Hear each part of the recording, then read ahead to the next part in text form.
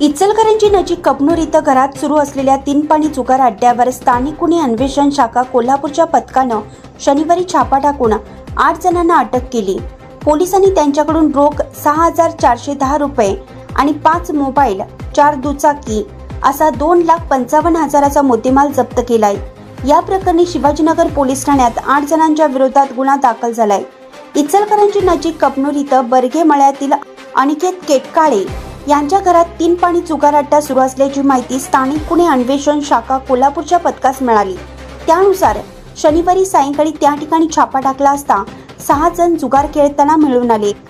यावेळी केलेल्या चौकशीत राहुल माने हा स्वतःच्या फायद्यासाठी जुगार खेळणाऱ्यांना बसवण्यासाठी टेबल खुर्चीची व्यवस्था करून त्यांच्याकडून प्रत्येक डावाला 400 रुपये घेत असल्याचं स्पष्ट झालं।